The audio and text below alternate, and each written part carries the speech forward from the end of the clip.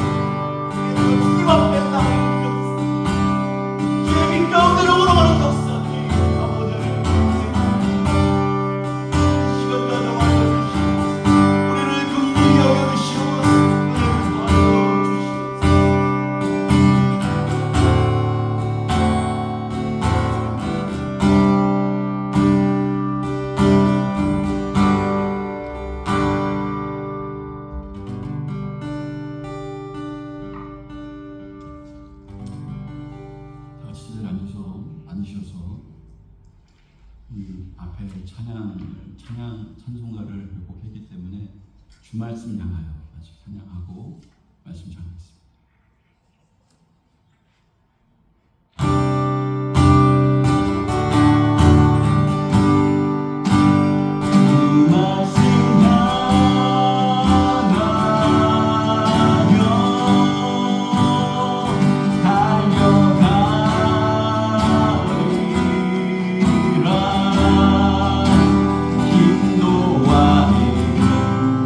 늘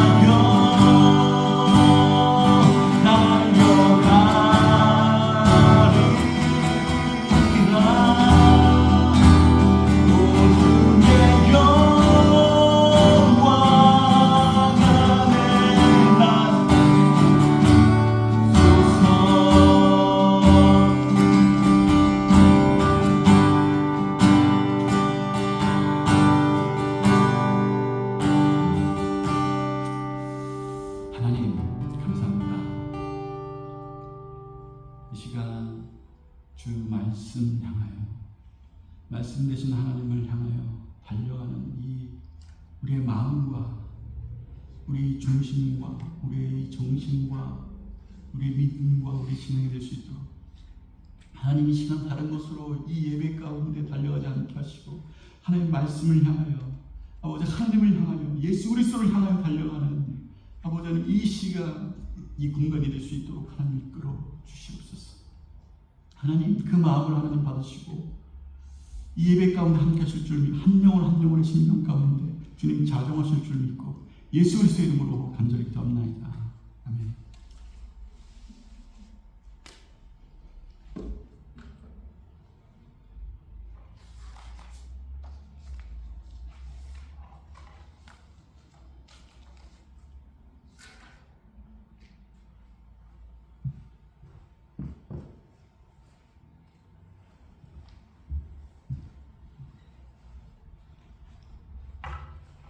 요한계시록 우리 오늘은 2절만 보도록 할게요.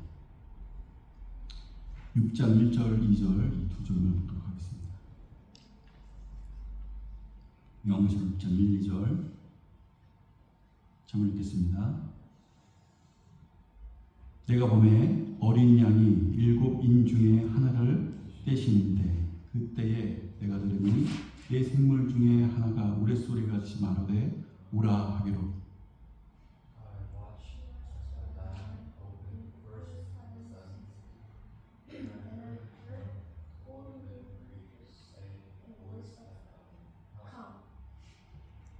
이에 내가 보니 흰 말이 있는데 그 탄자가 활을 가졌고 면류관을 받고 나아가서 이기고 또 이기려고 하더라.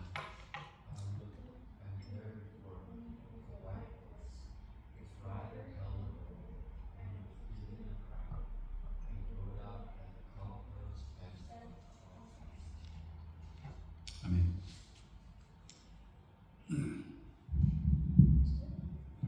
오늘 이 말씀은 이 재앙의 목적이라는 제목으로 나아갈 텐데 인을 이제 띄시는 말씀들이 나옵니다. 우리가 먼저 정확하게 생각해야 될 부분이 뭐냐면 요한계시록의 이 7 재앙은 먼 훗날 앞으로 일어날 우리가 이제 이렇게 살아가다가 마지막 말세 그때 이런 어떤 일들이, 이런 재앙들이 일어나서 완전히 진멸될 때까지 그렇게 가는 그런 시간이 아니라 이 지금 인을 떼신 이 일들은 말세 때에 일어났다는 거예요. 말세 때. 그 말세 때가 어디냐? 제가 말씀드렸죠. 요한계시록은 사도 요한이 저자인데 저자는 사도 요한이 요한계시록, 요한일기삼서, 요한복음 이 세 개의 챕터로 이 북을 써요. 그때 요한 1, 2, 3서에 보면은 말세의 정의를 얘기합니다. 이 말세 때 이런 일이 일어나는데 그 말세가 언제냐? 예수님이 이 땅에 오셔서부터 예수님이 세컨 커밍 할 때까지 이런 일들이 말세라고. 그게 말세다. 이렇게 정의를 내려요.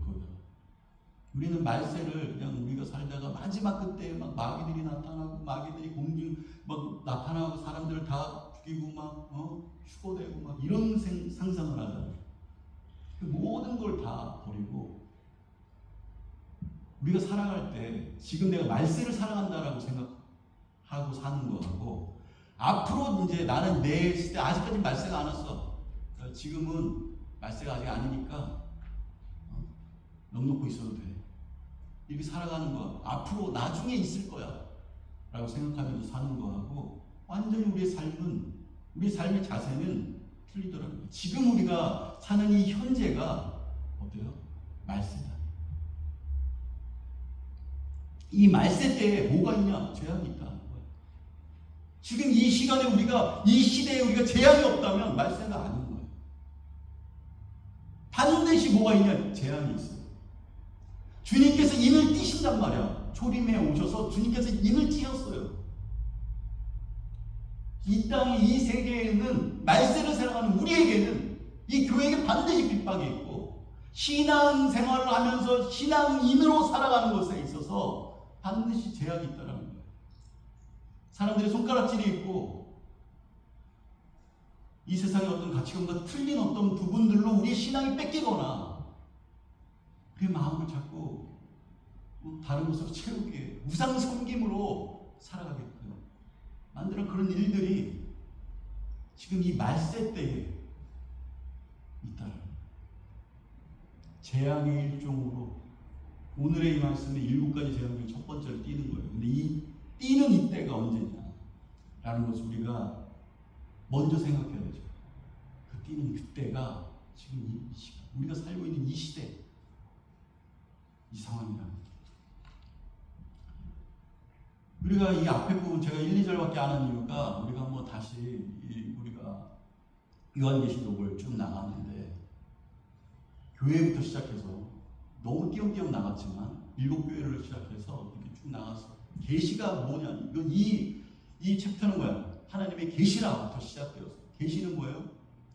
절대 할 수 없는, 우리가 절대 할 수 없는 것이 하나님께서 말씀하심으로 우리가 이 세계를 알아갈 수 있는 묵시의 세계. 7교회가 나오고 그 다음에 우리가 4장부터 좀 들어갔습니다. 그래서 4장에 이 3장까지는 이 교회, 이 땅에 있는 우리의 믿음 생활하는 우리 크리스찬들, 교회들, 이 교회들에게 나타나는 이 현재 믿음의 생활을 하면서 우리의 믿음이 빼앗기고 거기서 지지고 볶고 살아가는 신앙생활하는 그 모습들을 얘기하고 있었다면 4장부터는 뭐예요? 하나님의 나라를 바라보고 하늘을 봤다는 거예요. 하늘이 열렸다라는 거예요. 사도 요한에게. 우리 다 봤잖아요. 그래서 이 하나님의 나라를 바라보면서 거기 딱 바라보니까 어때요? 맨 처음에 뭐가 있었어요? 보좌가 있는데 그 보좌에 앉으신 이가 있더라. 예수 그리스도가 그 보좌에 앉으셨더라. 이렇게 해서 그게 처음 시작이에요. 근데 그 보좌에 앉으신 이가 있는데 예수 그리스도가 앉으셨는데 그 보좌 옆을 보니까 24장로가 그 보좌에 앉으신 예수 그리스도 그 보좌 곁에 있더라. 24장로들이 24보좌에 앉아서 있더라. 라는 것들을 시작하면서 나아갑니다. 그러면서 이렇게 얘기해요. 마땅히 반드시 일어날 일들이라고. 너 알지 못하지? 너 여기가 지금 끝이라고 생각하지? 근데 이걸 딱 보여주면서 반드시 마땅히 너의 인생 가운데 반드시 일어나는 일, 이것이 그런 일이야. 이렇게 하면서 계시를 하고 하나님 우리에게 보여주시는 거죠. 누구에게? 이왕에서 누구에게 쓴다고? 하나님의 백성들 보여주시는 거예요.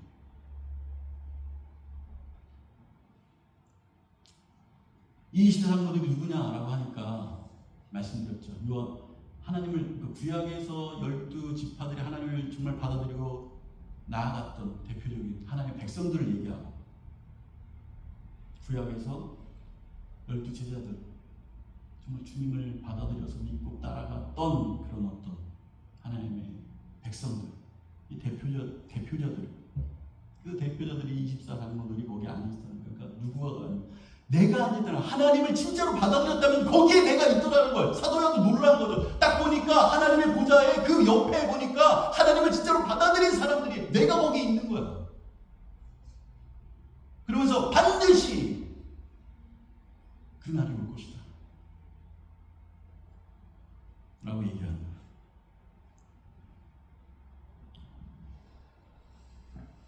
그 사람들이 보니까 자기의 면류관을 주 앞에 탁 내려놓으면서 자신의 삶을 주님 앞에 드립니다. 두 손 들어 주님의 뜻 가운데 내가 내 인생이 있었음을 고백합니다. 두 손 들고 면류관 주 앞에 탁 내려놓는 그 사람들이 있더라고요.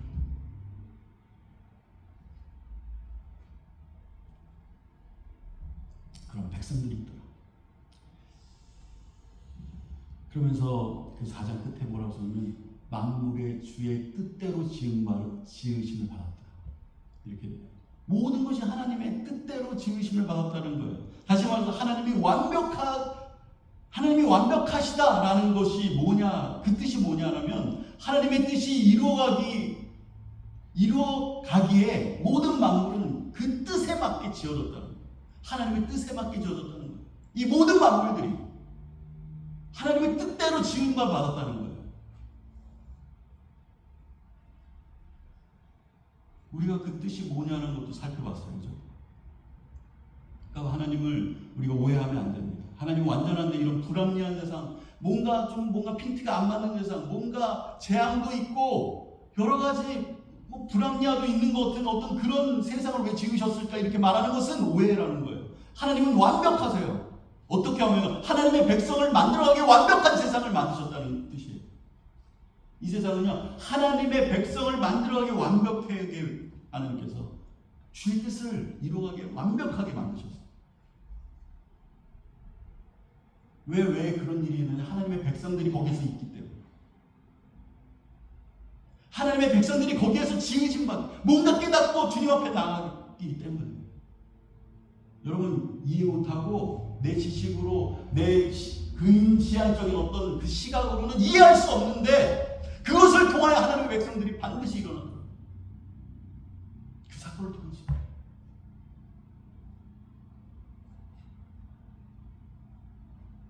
모든 만물이 왜 지어졌냐? 왜 그것이 거기에 있었냐? 하나님의 백성들이 반드시 하나님의 백성이 되기 위해서. 저는 이런 어떤 성경을 바라봤을 때 안 믿는 사람들, 끝까지 안 믿는 사람들, 왜 그 사람들이 끝까지 안 믿는 데 있었을까? 라고 얘기한다면 한번 여러분 생각해 보시기 바랍니다.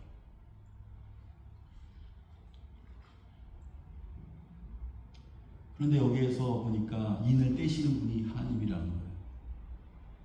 그러면서 그 전에 만물이 하나님의 뜻 안에 있었다는 거예요. 이 문제가 하나님의 손에 달린 것 같고 그 문제가 저 문제가 이 문제가 이런 문제들이 사람 손에 달린 것 같아요. 아니면 내 판단에 내 손에 달린 것 같아요.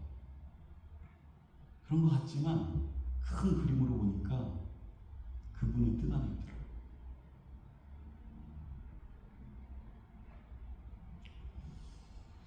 사람들은 오해하죠. 재앙이 오고 나에게 내가 원하는 계획대로 풀리지 않으면 그것이 재앙이라고, 안 좋은 거라고, 하나님께 나를 버리셨다고 생각해요. 오해합니다. 나쁜 거라고 생각해요. 그런데 그것으로 인해서 하나님의 백성들이 오늘 이 요한계시록 기록나면 그것을 통하여, 그 사건을 통하여 하나님의 백성들이 구별되어집니다. 하나님의 백성은 하나님의 백성대로 되고 하나님의 백성이 아닌 자들은 더 악하게 하나님을 배척하며 나아가는 그런 기로에 서더라고요. 구별되어지고 하나님의 백성들이 자라나게 되어지는 어떤 일들이 일어나더라는 거죠. 세상 보기에는 예수님이 십자가에 돌아가신 그 사건조차도 재앙이고 저주고, 야, 한번 생각해보세요. 여러분 33살, 시즌이 33살이에요 지금? 넷? 그러면 너 1년 전에 죽었어. 많은 사람들이 칭송받고 어떻게 장래가 촉망한 어떤 사람이었는데 죽었어. 그것도 십자가에 이렇게 달려서 창에 찔리고 채찍 맞고 사람들의 모멸 속에서 침뱉음을 당하면서 가시면건을 쓰고 조롱받으면서 죽어. 시진이가 그렇게 죽었어. 그럼 어떻게 생각할까요?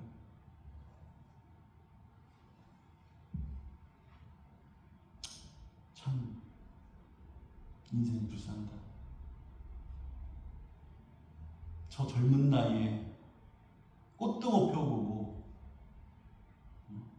죽었네? 저주를 받았나? 부모가 뭘 잘못했나? 저 인성이 안 좋았나? 생긴 게 원래 운이 없었나? 이렇게 생각해요.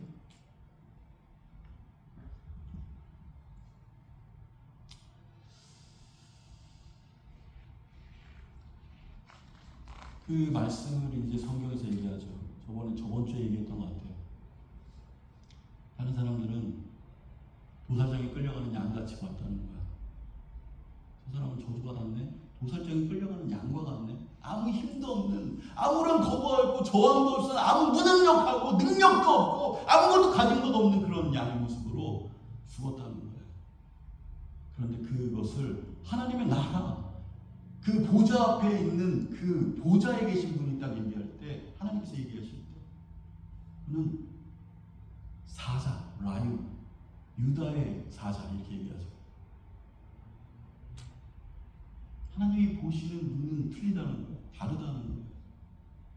하나님께서 우리를, 하나님의 백성들을 바라볼 때에 이 세상에서 어떻게 판단하든지 어떻게 얘기하든지 어떤 모습으로 서 있든지 다른 사람이 참 고생하네라고 보일지 모르지만 하나님 보시기에는 그 모습을 보고 정말 강력한 하나님의 사람이구나, 아무것도 없지만 불구하구나, 이렇게 정말 너는 가장 많이 가진 자고 너는 가장 강력한 자고 사자처럼 용맹하구나 라고 말씀하시더라는 거예요. 영적인 눈으로 보니까 다르다는 거죠. 다르다는 거예요. 하나님의 눈에는 다르다는 거예요. 성경에는 그런 말씀들이 굉장히 많아요. 하나님이 에덴 동산에서 아담과 하와가 선악과를 알게 한 그 열매의 과실을 따먹지 말라고 했는데, 선악과를 따먹지 말라고 했는데 그걸 따먹어요. 근데 뭐라고 얘기하시냐면 그 선악과를 따먹으면 반드시 반드시 죽으리라. 근데 이 사람들이 아담과 하와가 죽었어요? 죽지 않았어요. 죽었어요? 그때 딱 따먹자마자 하고 죽었어요? 죽지 않았어요. 그러니까 하나님이 생각하는 그 죽음의 정의는 우리하고 완전 또 다르다는 거예요. 하나님이 보시는 눈은 다르다는 거예요. 살았지만 주님이 볼 때는 죽은 자가 있대. 여러분 여기 다 살아있잖아. 우리 또 생명이 꼭 죽어야지만 죽었구나, 불쌍해, 뭐 그렇게 얘기하잖아. 살았지만 죽었대요. 그 사람들 어때요? 여러분들 불쌍해요? 진짜 죽은 경 33살에 33살에 죽으면 다 불쌍하다며, 저주받았다. 근데 살아있는데 죽었어. 또 뭐래요? 죽어있는데 살았다 라고 얘기하는 사람이 있어요. 죽은 것 같은 살아있어요.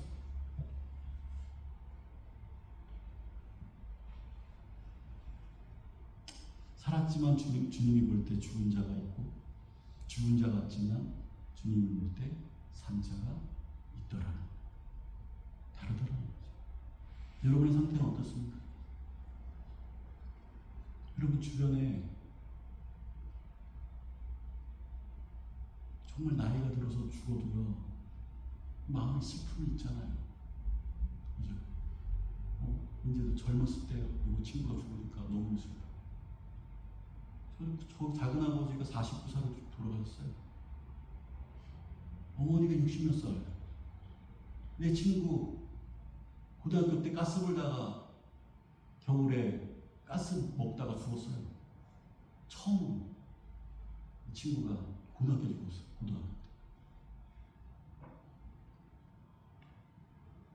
슬프죠. 여러분 주변에 살아있는데 죽은 자들이 있어요. 살아서 걸어다니면서 죽었어. 여러분 가족과 친척이, 여러분의 자녀가 살아있는데 죽었어.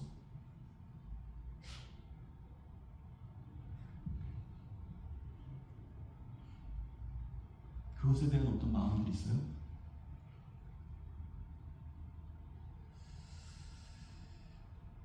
여러분의 상태가 어떠냐?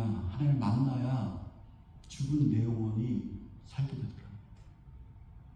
주 예수 그리스도를 만났을 때 살게 되더라. 이 주님의 말씀이에요. 어려운 말씀 있죠. 요한복음 11장 25절부터 26절 제가 여기 적어놨어요. 요한복음 봅시다. 요한복음 11장 25절 26절 같이 한번 읽어봅시다. 시작. 예수께서 이르시되 나는 부활이요 생명이니 나를 믿는 자는 죽어도 살겠고 무릇 살아서 나를 믿는 자는 영원히 죽지 아니하리니 이것을 내가 믿느냐?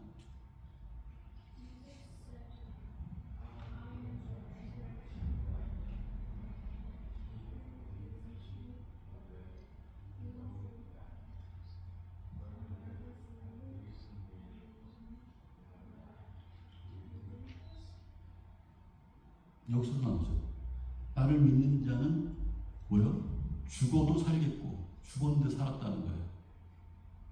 우리는 말도 안 해요. 죽었는데 어떻게 살아? 죽었는데. 근데 여기 이렇게 나오죠. 죽어도 살겠고 다시 부활한다는 얘기잖아요. 우리 다 알잖아요.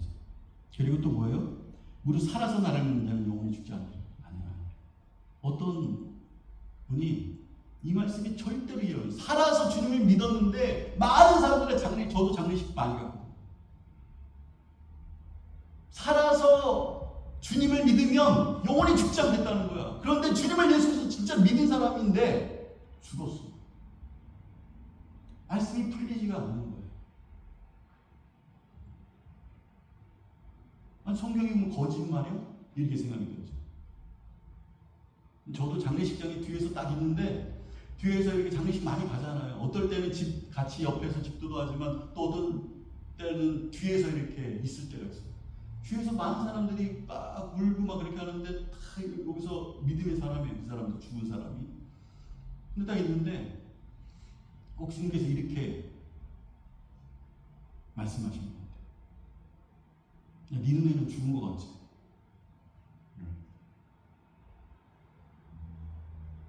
이 눈은 죽은 것 같지? 하나님의 눈에는 살아있어. 슬프잖아, 그죠? 우리에게 소망이 되는 게 뭐야? 너 눈에는 죽은 것 같지? 그래서 슬픈 거지. 하나님은 그 영혼이 살아있다라는 거예요. 그 죽음에 대해서 슬프지가 않아. 왜냐면 살아있으니까. 죽지 않았으니까. 그러니까 하나님의 눈과 영적인 눈에는 하나님께서 바라보시는 시각은 틀리다는 거예요. 그 정의들은 틀리다. 죽음에 대한 정의 자체가 틀리다는 거예요.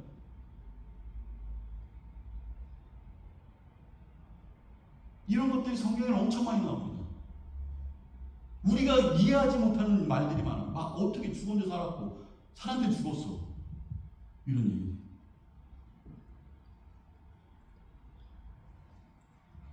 고린도후서 6장 10절부터 11절까지 유명한 말씀이죠. 이것도 한번 읽어봅시다. 여기다가 적어놨으니까 한번 읽어봅시다. 시작. 무명한 자 같으나 유명한 자요. 죽은 자 같으나 보라 우리가 살아있고 징계를 받은 자 같으나 죽임을 당하지 아니하고 근심하는 자 같으나 항상 기뻐하고 가난한 자 같으나 많은 사람을 부욕해 하고 아무것도 없는 자 같으나 모든 것을 가진 자. 읽어보세요.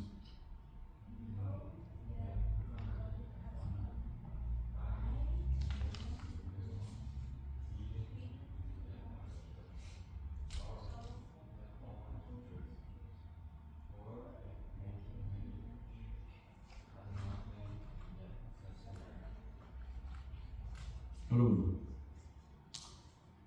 이게 우리한테는 이해가 안 돼. 하나님의 어떤 세계 안에 그 믿음으로 우리가 하나님의 주신 그런 어떤 영적인 눈으로 이것을 바라보지 않으면 말도 안 되는 무명한 자는 무명자죠. 어떻게 무명한데 유명한 자 같아요? 무명한 것은 무명한 거고 유명한 거는 유명한 거잖아. 근데 무명한 자 같은데 유명하네요. 하나님의 눈은 틀리다는 거예요. 그죠? 뭐예요, 여기 보니까? 죽은 자 같으나 살아있고, 징계를 받은 자 같으나 죽임을 당하지 아니하고, 근심하는 자 같은데, 딱 볼 때는 진짜 근심할 수밖에 없는, 그냥 모든 사람은 그때 모든 그 상황에 있는 사람이라면, 세상의 모든 사람이라면 근심해. 근데, 근심하는 자는 항상 기뻐한다. 가난한 자 같으나 많은 사람을 부욕해 하고, 가난한 자가 아무것도 없어. 통장에 항상 매달 보면은 몇십 불, 100불을 넘기지가 않아. 그런데도 많은 사람을 부욕해 한다는 거. 그 영적인 부분들. 아무것도 없는 자 같으나, 아무 같은 거 없으면 없는 거잖아. 아무것도 없는 자 같으나 모든 것을 가진 자. 하나님 보시기 못하는 거죠. 요한계시록 2장 9절 서번화교회, 우리가 앞에서 봤던 교회, 칭찬받는 두 교회 중에 하나였죠. 서번화교회 한번 봅시다. 2장 9절 한번 읽어봅시다. 시작. 내가 내 환난과 궁핍을 알거니와 실상은 내가 부요한 자니라. 자칭 유대인이라 하는 자들의 비방도 알거니와 실상은 유대인이 아니요 사단의 회당이라.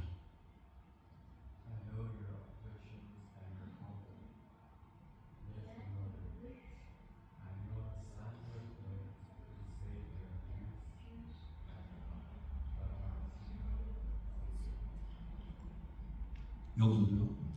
서번화 교회를 얘기해요.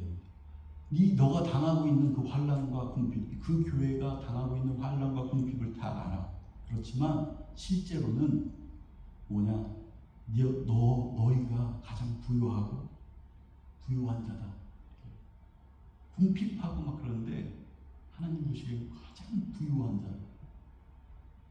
유대인이라는 자들이 비방하면서 거드름 피우고 나가는데 그들의 실제는 뭐냐? 유대인이 아니고 사단의 회당이다. 다 이 유대인이 뭐예요? 하나님의 백성이라고 생각하고 하나님을 예배드리는 사람들이에요. 지금 우리처럼. 그러니까 우리처럼 예배를 드려도 이 예배당이 어떤 게 사단의 회당이 돼요. 사단의 회당이 될 수 있다. 사단을 예배하는 곳이 될 수 있다. 이곳이. 하나님 눈에는. 여러분, 하나님 눈에는 여러분들이 지금 여기 다 살아있잖아요. 근데 여기 살아있는데 죽어있는 것처럼 느껴질 사람이 있을까? 누구보다 여러분 잘 알겠죠. 하나님이 여러분 보를 때, 지금 우리가 이 예배를 드리는데 예배를 드릴 때 하나님 앞에 예배를 드리는지, 아니면 사단한테 예배를 드리는지 하나님은 아신다는 거예요. 여러분, 하나님은 우습죠? 우습다고 생각하는 사람 없을 거예요. 그렇죠? 우습지 않아요. 하나님은 아세요. 여러분이 살아있는지 죽어있는지. 이 예배를 드릴 때 이 예배가 하나님 앞에 영광 돌려지고 홀로 영광 받으시는 예배가 있는지 아닌지 하나님은 아시다.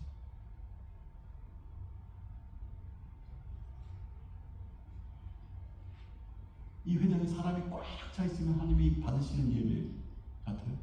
여기 한두 명 앉아 있으면 여러분 하나님이 받으시지 않는 예배 같아요.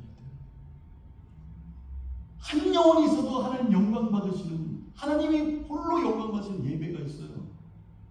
여러분 경험해 보셨어요? 시골에 한 명이 앉아 있는데 거기에서 정말 마음을 다해 주님 앞에 예배했을 때 홀로 영광 받으시는, 하나님이 영광 받으시는 그런 예배가 있을 것 같아요? 없을 것 같아요? 수만 명이 모였는데 하나님이 책망하시는 교회가 있을 것 같아요? 없을 것 같아요?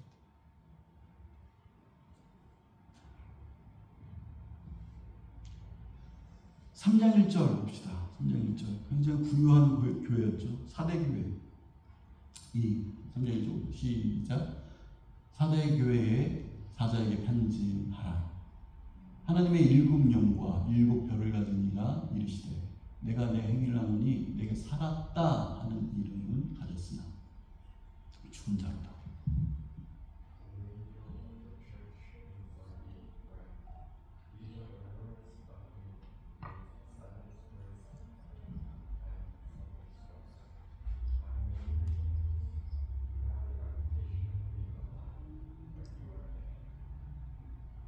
그러니까 사대교회 이름이 하나님 앞에 살아있다라는 이름이야.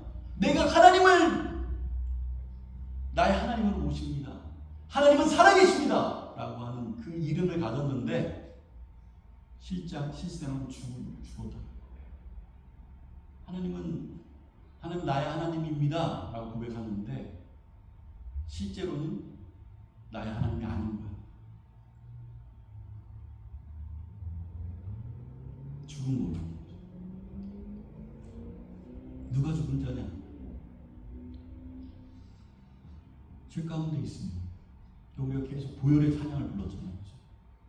예수 그리스도의 그 은혜로 우리가 죄에서 생명으로 옮겨진 것은 예수 그리스도의 십자가, 보혈의 능력밖에는 없다라는 것을 성경에서는 얘기해요. 예수 그리스도의 그 십자가를 의지하고 그 보혈의 능력을 의지하고 예수님이 나를 십자가를 죽이신 것을 의지하며 나아갔을 때 우리에게 삶이 있어요. 생명이 있어요. 다시 살아남이 있습니다. 거듭남이 있어요. 거기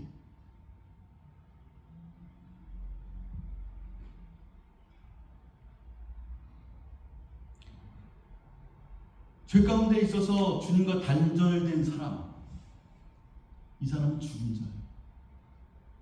죄 가운데, 죄가 뭐예요? 하나님을 믿지 않는 것이 죄에 대하여 함은 나를 그가 보내신 자, 예수 그리스도를 믿지 않는 것. 예수 그리스도를 나의 주인으로 믿는 거 뭐예요? 받아들이지 않는 것이, 받아들이지 않는 것처럼 살아가는 것이 죄라고. 그 죄 때문에 내가 죽는다고요. 사람은 늙어서 죽는 게 아니에요. 교통사고 나서 죽는 게 아니에요. 예수 그리스도를 만나지 못해서 죽는 거야. 이 죄가 사여지지 않기 때문에 죽는 거예요. 여러분, 죽는 게 우리가 다 늙어서 죽는 것 같아요?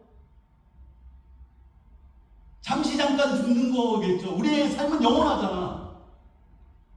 지옥 가운데 영원한지 천국 가운데 영원하든지.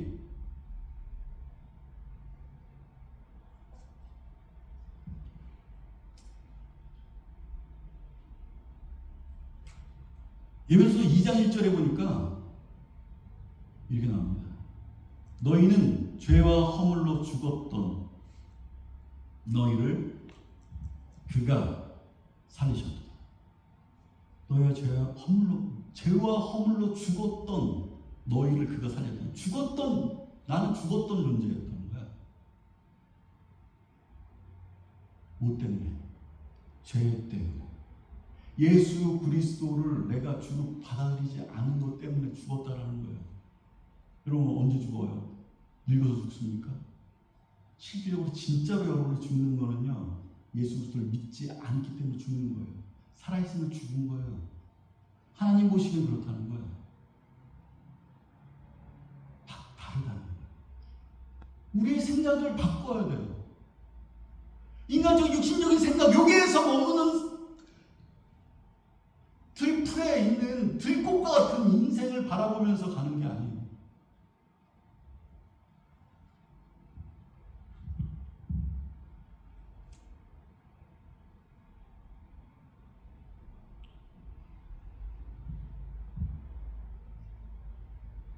죽은 존재가 죽었던 존재다라는 거죠. 그러니까 에베소 보면 죄와 허물로 벌써 죽었던 너희를 그가 살리셨다. 누가 예수님을 만나면 산다는 거예요. 한마디로. 죄 때문에 죽었었는데 우리 인생은 뭐 때문에 죽냐? 죄 때문에 죽어. 언제 사냐? 예수님을 만났을 때 사는 거예요. 우리가 이게 살아있어도 예수님을 만나지 않은 전까지는 살아있는 게 아니에요. 그걸 명확하게 알아야 된다는 거죠. 다시 말씀드려요. 사람은 늙어서 죽는 게 아니에요. 죄 때문에 죽습니다. 잊지 마세요.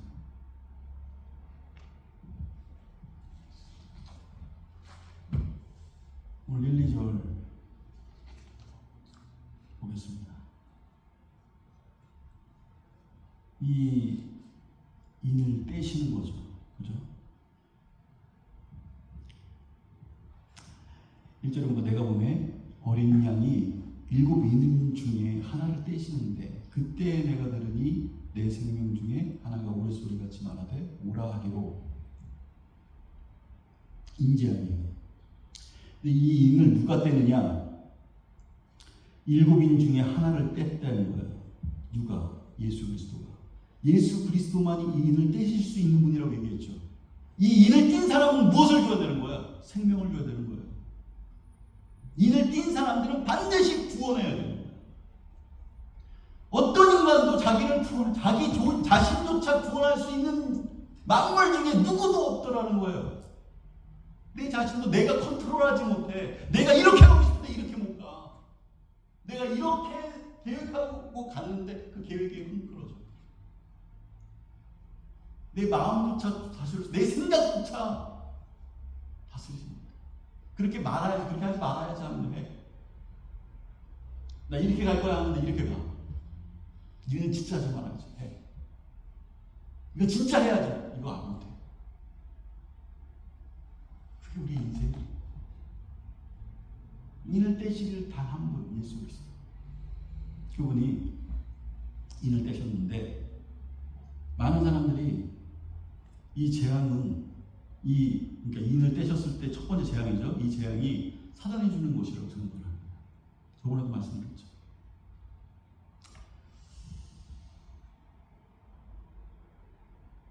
뭐 선악간의 구도 뭐 이런 식으로. 선에 그러니까 하나님의 힘이 약해져서 이 악이 더 커져갖고 막 둘이 싸우고 막 재앙이 더 커지고 이렇게 생각해요. 성경은 선악간에 뭐 어떤 대결 구도 뭐 이런 거 전혀 없어요. 어떤 것도 하나님을 대적할 것이 이 만물 우주 이 온 만물 피조 세계에 없다는 거예요. 온 우주에도 없어요.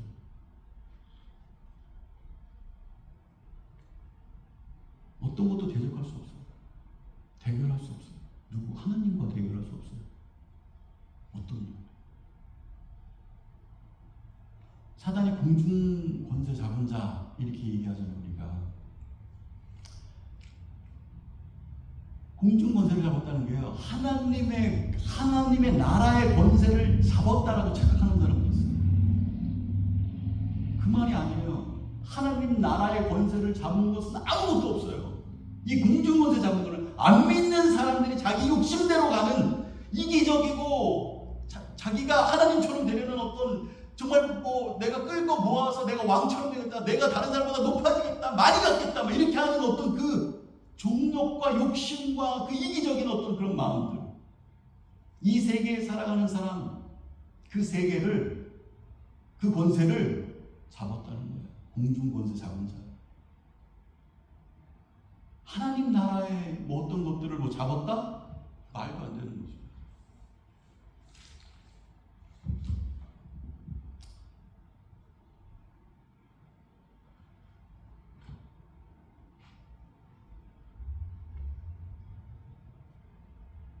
그러니까 만약에 내가 하나님이 아닌 다른 곳에 내 마음 가운데 욕심이 잡혀있고 이기적인 마음, 이 세상이 잡혀있고 아까 지금 우상적인 어떤 것이 하나님 아닌 다른 것들이 내 마음 가운데 더 커지고 이렇게 하는 것들이 내 마음 가운데 있다면 그건 잡혀있는 거거든. 누가 잡느냐? 사단이 잡잖아. 그런 거 가운데 우리가 인생을 살아가고 있다면 반드시 우리는 무엇인가 잡혀있다라는 거예요. 무엇에 잡혀있냐? 사단의 권세에 잡혀있냐? 죄와 사망의 권세 내가 해방되었다라고 그러죠. 로마서에 보면 그것에서 해방됐다는 거예요. 예수 그리스도가 그 보혈이 내 심령 가운데 임하 있습니다. 죄와 사망의 법에서 내가 해방됐다. 성령의 법으로 예수 그리스도의 성령으로 해방됐다. 얘기하죠.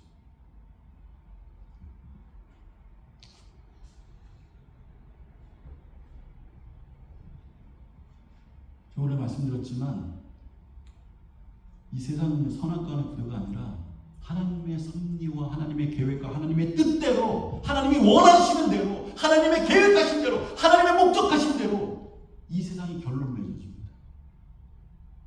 여러분 정확하게 그 마음을 우리가 굳건하게 가져야 돼요. 이 세상이 그냥 흐르는 대로 공중권세 잡은 그 사단의 마음대로 조종되어져서 끝날 것이라고 생각하지 마세요. 우리의 인생도 그렇게 끝날 거라고 생각하지 마세요. 하나님의 뜻하신 대로, 하나님의 목적하신 대로, 하나님의 계획하신 대로 우리 인생이 결론됩니다. 믿으십니까? 믿으십니까?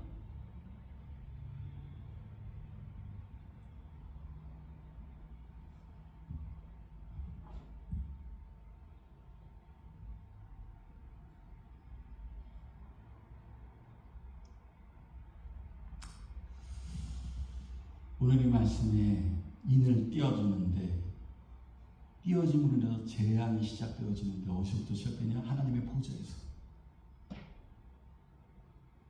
하나님이 인을 떼심으로 그 보좌에서 인이 떼어짐으로 인해서 시작되었다라는 거죠.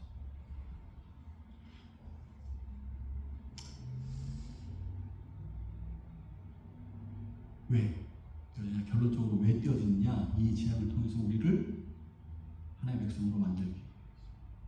하나님의 뜻대로 우리의 인생이 가게 하기 위해서. 이 재앙이 시작됩니다.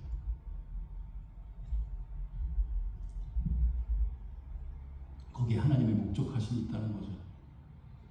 그런데 여기 보니까 이렇게 나와요. 그 첫 번째 이제 재앙이 가장 처음에 쓰여진 것이 뭐에 대해서 쓰여지냐면 이렇게 나와요.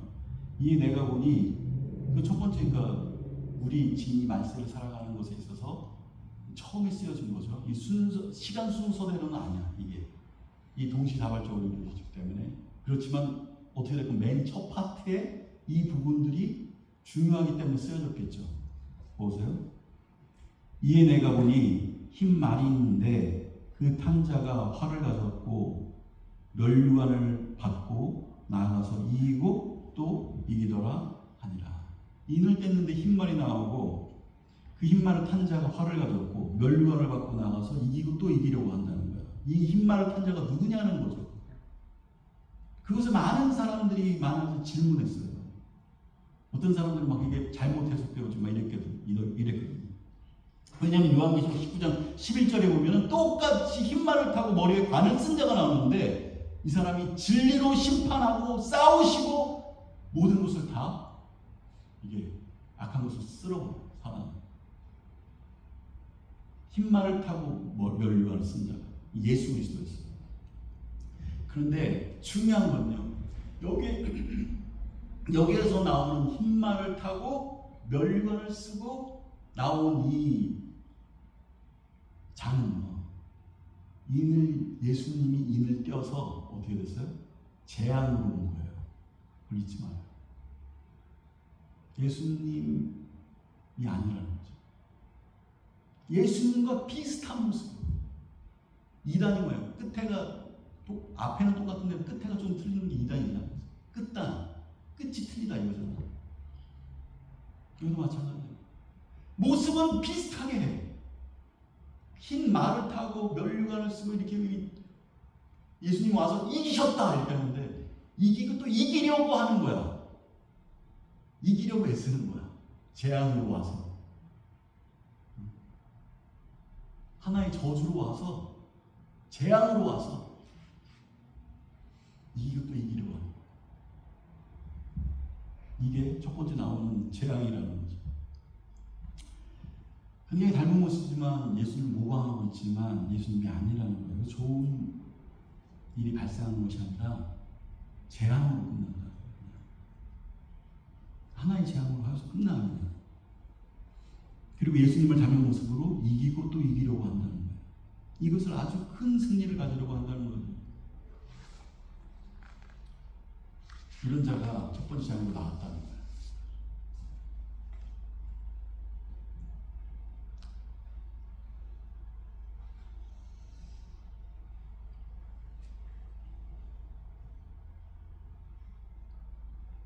예수님이 이 땅에 오셔서 뭘 하셨어요? 복음을 전파하셨죠. 천국 복음을 전파하시냐 이렇게 얘기하셨어요. 그런데 예수님을 비슷한 모습으로 나오는 이 사람도 뭘 했을까요? 천국 복음과 비슷한 것, 꼭 굿뉴스 같이 사람들의 마음 가운데 굿뉴스 같이 느껴지는 것. 근데 굿뉴스가 아니에요. 근데 그런 것들을 설파하고 다녔어요. 그리고 이기려고 했어. 어디서? 이 재앙이 어디로 왔어요? 7교회 앞에 나오잖아요. 3장에. 7교회들에게 나와서 이기려고 했어요. 어떤 모습? 메시지. 복음. 이 메시지를 섞고 이게 그 사도 요한이 쓰는 거죠. 사단이 그러니까 뭐라고 하죠? 안티크라이스트, 적그리스도가 누구냐니까 복음에 물탄 거예요. 복음을 섞은 거예요. 사람들이 보고 야 이거 복음이다. 예수를 믿으면 잘 살고 예수님을 믿으면 건강해지고 예수님을 믿으면 장수하고 무병장수해서 비즈니스 잘 되고 키워지고 예수를 만났더니 막 부흥되고 내 자손들이 다 장성하게 되고 이걸 복음으로 받는 거예요. 그리고 새벽마다 나와서 기도합니다. 빕니다. 저기 무당에서 비는 거랑 불교에서 비는 거 똑같이 빌어요. 하나님 우리 자녀들 자식들 내 사업들 어떤 사람이 이렇게 기도하고 제가 어느 교회로 얘기하지 못하겠어요. 그 교회 갔더니 기도를 하는데 그 목사님이 지금 매출이 100억인데 앞으로 이번 연에 2024년 이 연에는 하나님 100배의 매출 2천억 3천억의 그런 은혜가 이 회사 가운데 임할 줄 믿습니다. 그러면 그 기도가 우리 여기 있으니까 그런 기도가 없을 것 같죠? 대부분 그래, 대부분.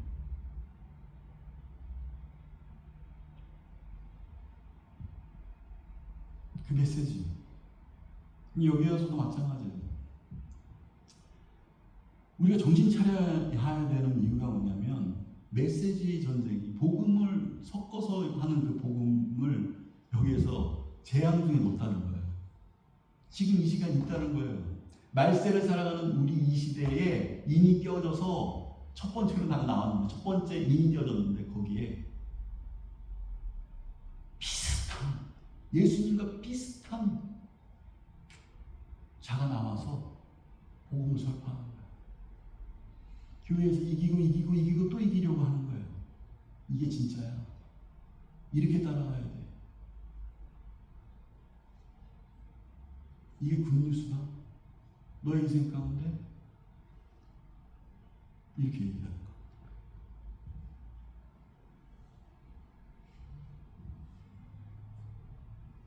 여러분 이것들이 왜 아니냐라고 하면 하나님의 말씀은 뭐예요? 미래와 현재와 과거와 동일하신 말씀이에요. 말씀은 변함이 없어요. 그 시대를 막론하고 어떤 시대를 통하여서도 그 말씀은 변하지 않아요. 그게 진리라고 해요. 그런데 벌써 예수 그리스도를 초대교회에 예수 그리스도를 믿고 많은 사람들이 횃불로 사용됐어요. 살아있는 사람을 묶어갖고 불을 붙여서 밤에 밤거리를 비췄다고요. 여러분 나는 너무 충격받았어요. 잔인해도 어떻게 그렇게 잔인할 수 있어요? 그 사람은 예수 믿고 축복되고 장성되고 오래 살고 장수하고 예수를 믿어서요 가족들이 뿔뿔이 흩어졌어. 아빠는 감옥에 잡혀가고 엄마는 고문당해서 죽었어. 비즈니스는 다 끝장났고요.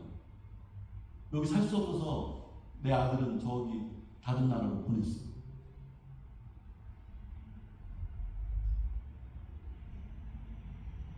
그럼 이게 예수 그리스도를 잘 믿지 않아서 지금 저주받은 거예요? 이게 만약에 복음이라면 이 흰말 편자가 이 세상에 나와서 야 예수 그리스도 믿으면 이렇게 되고 참 잘 되고 장수하고 하나님 참 믿어봐 예수님을 잘 믿어봐 그러면 너희들 자녀들이 다 출세하고 비즈니스 승진할 거야. 잘 대학 무조건 가지. 걱정하지 마. 비즈니스 하면 다 승승장구할 거야. 너무 내가 극단적으로 얘기하지만 이런 것들이 아주 뭐랄까 극단으로 느껴지지 않는 실생활에서의 어떤 그 부분이 아주 디테일하고 교모하게 들어간다고 생각합니다.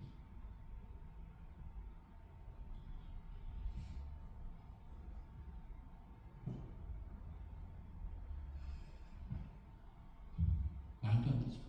이걸 복음이라고 얘기한다면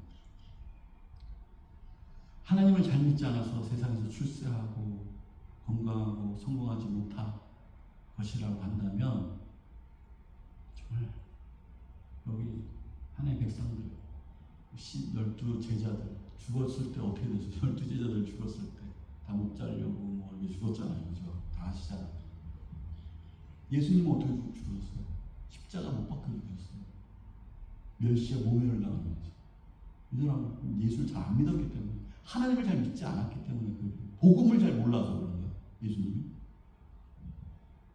초대교회 성도들, 지금도 하나님의 나라를 위해서 세상 것을 분투와 같이 버리고 자신이 충분히 누릴 수 있는 것들을 과감하게 포기하고 나가는 사람들이 얼마나 많은지 몰라요.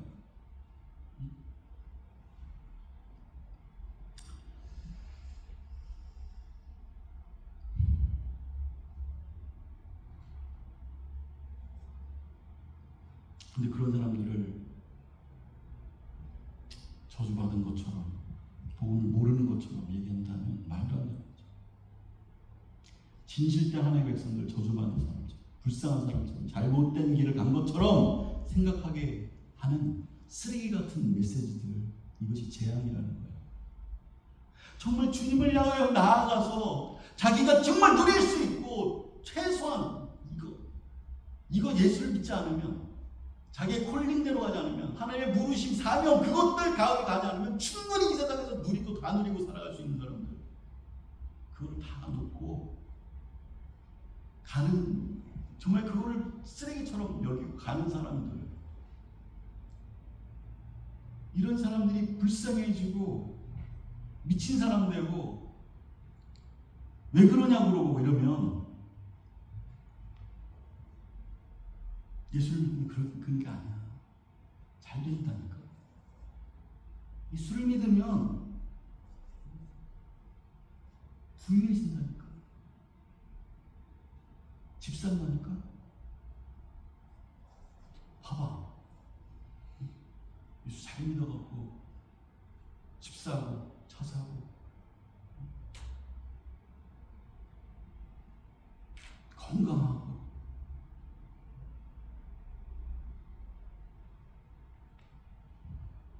이런 쓰레기 같은 메시지가 있다면 이게 첫 번째 재앙이라는 거예요.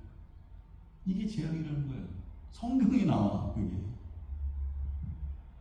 구약의 선지자들이 말세 때에 홍수가 있는데 마실 물이 없다고 얘기합니다. 이것이 복음이라고 얘기하죠. 메시지라고 얘기합니다. 홍수가 나서 물이 엄청 많은데 마실 물, 정작 그걸 떠서 마실 물이 없는 거야. 마셔서 물이 엄청 많은데 그 진짜로 떠서 마셔서 내 영혼을 닳지 않나게 하는, 내 영혼을 솟아나게 하는 그 물, 이 생수를 마셔서 내 영혼이 살아나야 되는데 살아날 물이 없는 거예요. 그걸 구약에 나오잖아요. 홍수가, 메시지에 홍수가 있는데 거기에서 들을 말씀이 없다는 거예요.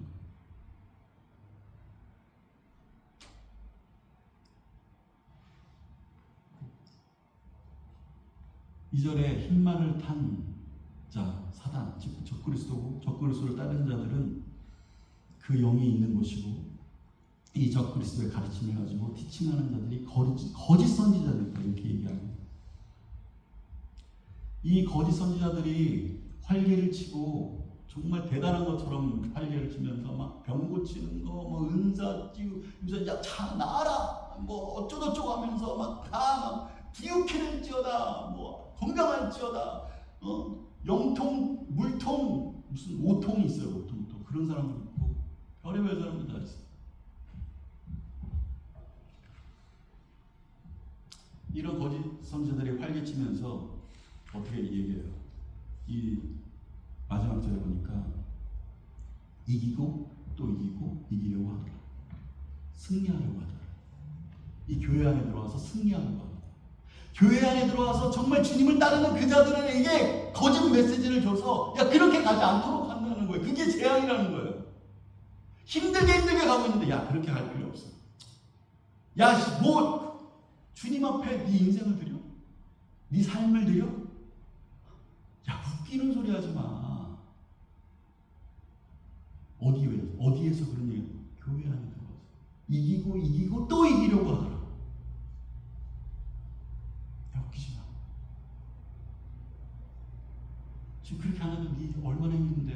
세상 어떻게 살아갈까요? 어디서 승리를 가져오는 교회에서. 그러니까 말씀을 뭐라고 얘기해요? 내가 마지막 때가 지금이죠. 믿는 자를 보겠느냐 이렇게. 내가 마지막 때에 믿는 자를 보겠느냐 이렇게 얘기해요. 마지막 때에 교회도 많고 초대교회보다 훨씬 더 교회가 많잖아요. 교회도 많고 목사도 많고 장로도 많고 집사도 많고 성도도 많고 크리스찬들도 많고 신학생들도 많고 이렇게 하는데 왜 믿는 자를 보겠느냐 이렇게 얘기해요. 마지막 때에 내가 믿는 자를 보겠어? 그렇게 많은 사람들이 있는데 마지막 때에 내가 믿는 자를 보겠느냐? 믿는 자가 없다는 거죠.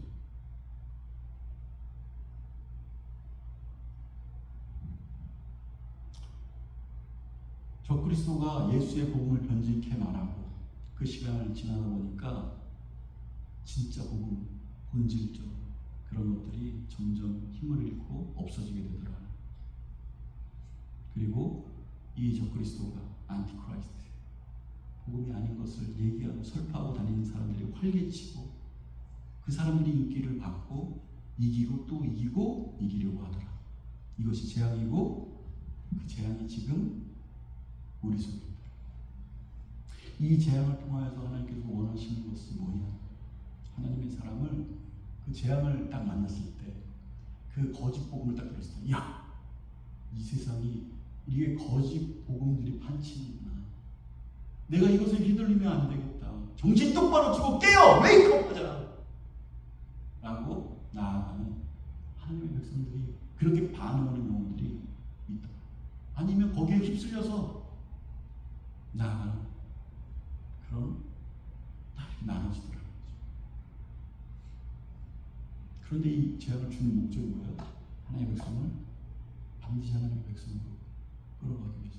진짜 복음은 이런 거야 라는 것이 우리 가운데 들려지고 깨달아지고 이것이 소망이구나 라는 것이 알게 됐어요. 그런 은혜가 우리 가운데 있기를, 이 재앙들을 통해서 있기를. 재앙들을 하나하나 할 때 너무 시간이 많이 걸리기 때문에 제가 한 가지 재앙만 얘기를 했어요. 7가지 재앙 있잖아요. 한 가지 재앙. 이 재앙, 이 첫 번째가 메시지 재앙이라. 비슷한, 예수 그리스도와 비슷한 복음을 가진 자들이 나와서 판치는 세상. 이것이 말세의 재앙이다. 기억하시기 바랍니다. 같이 기도합시다.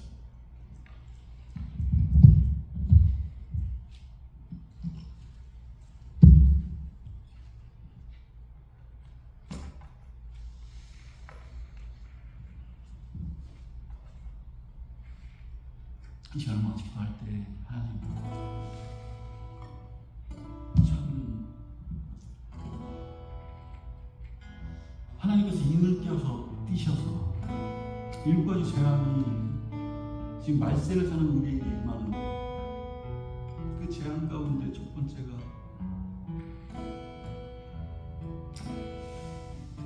아버지 하나님 흰 말을 탄 자가 흰 옷을 입고 예수님처럼 면류관을 쓰고 이 땅에 와서 하나님 복음이 아닌 것들로 교회 안에 들어와 이기고 또 이기고 활개치며 나아가는 아버지, 이 세상을 하나님 불쌍히 여겨주시고 그 가운데서도 하나님의 뜻들이 이루어지는 역사가, 그 가운데서도 하나님의 복음을 깨달은 자들이 하나님 앞에 나아가게 되는 역사, 더 경고케 되어지는 역사가 하나님 있게 하여 주시고, 특별히 우리의 뵙고서 함께 모든 영혼들 가운데 아버지 이것에 휘둘리지 않도록 이끌어 주시옵소서. 같이 기도하고 나갑시다.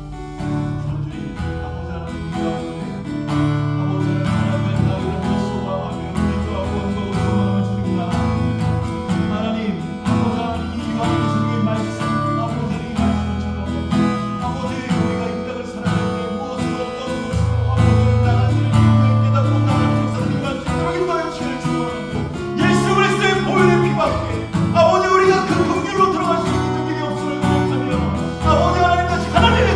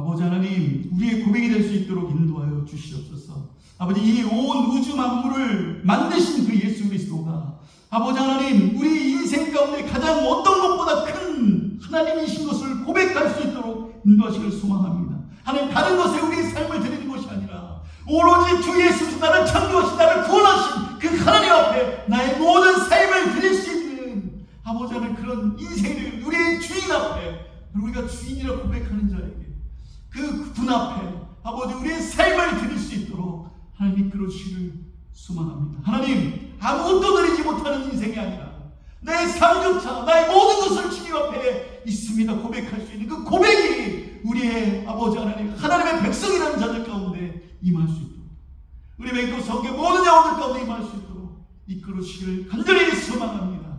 이 시간 주의 은혜를 간구하고 하나님께 봉헌하는 모든 영혼들, 심령들 가운데 임재하여 주셔서 삶을 드려 하나님 앞에 아버지 하나님 봉헌하며 헌금하며 아버지 여러 가지 교회의 모습들 가운데 아버지 하나님 이 헌금을 통하여 하나님의 나라가 확정되는 소망하는 그 마음으로 나아가는 영혼들, 심령들 아버지 하나님 돌보고 케어하고 나아가는 영혼들 가운데 하나님 한량없는 하나님의 그 은혜가 이 세상적인 것이 아니라 하나님의 그 축복함이, 그 블레싱이 우리 인생 가운데 머물 수 있도록 인도하여 주시옵소서. 이제는 우리 주 예수 그리스도의 은혜와 하나님의 무한하신 사랑과 성령님의 가마도통 임재에 내주하심이 이제로부터 주 예수 그리스도 나의 구주라 고백하며 진정으로 하나님을 따르기를 소망하는 모든 만물들이 아버지 하나님 모든 재앙까지도 하나님의 손에 하나님의 뜻 가운데 있다는 것을 고백하며 나아가는 그 담대한 심령으로 나아가는 하나님의 백성들 가운데 하나님께서 함께 없으기를 간절히 축원합니다.